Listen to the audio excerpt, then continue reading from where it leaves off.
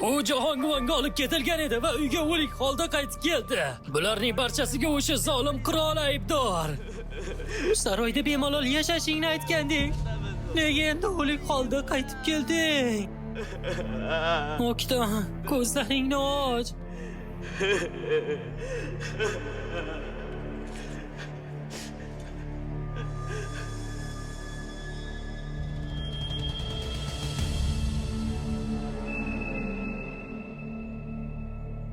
Agar sizni diqqat bilan kuzatsam, sirni fosh qilishim mumkin, xonim. Siz menga kerak bo'lasiz. Singlimni o'limi uchun albatta qasos olaman. Ishonchingiz komilmi? Gongil musobaqa paytida sizni ko'rmagan-a? Ha, hazrat oliyalari, xavotir olmang. Shu masxaraboz Gvinyoga ko'ngil qo'ygan bo'lishi mumkinmi?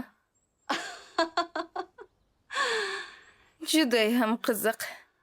Agar masxaraboz Gvinyoga yashirincha mehr qo'ygan bo'lsa, u har qanday qadamimizga to'sqinlik qiladi. Gongil haqida hamma narsani bilib oladigan ishonchli odamni toping. Nega birdaniga Gvinyoni ishlariga aralashib qolganini bilish kerak. Xo'p bo'ladi, xonim. Shuningdek, eshik og'asiga aytingki, men hazrati oliylarining huzuriga kirmoqchiman. Ertalab yig'ilishdan so'ng albatta. Xo'p bo'ladi, xonim, aytib qo'yaman. Hazrati oliylari, bu vazirlarning shikoyat xatlari. Shikoyat xatlari nimadan iborat?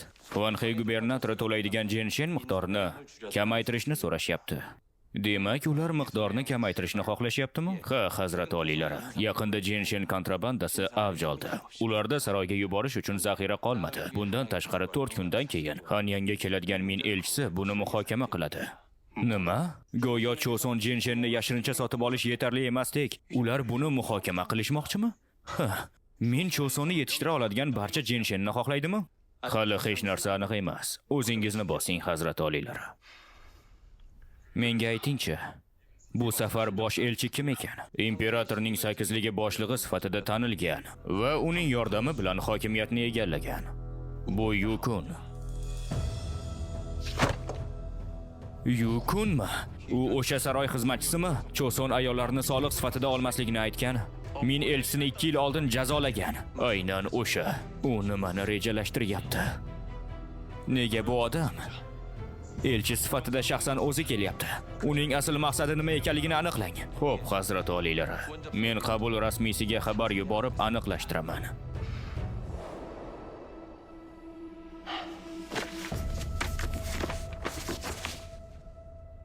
Hazrat oliylari, kecha tunda siz Juansangdan tatib ko'rayotganingizda, siz va bosh oshpaz. Mayli, buni unuting. Davom eting. To'xtamang, nima bo'ldi? Ushbu dorama Telegramdagi Minho TV tomonidan ovozlashtirildi. Xullas, Juansangdan tatib ko'rayotganingizda, siz va bosh oshpaz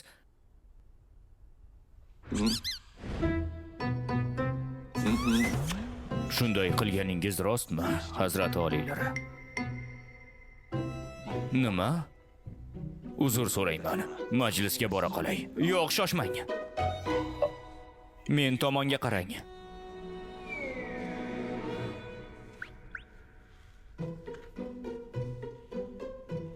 Xullas, men kecha ko'p ichdim.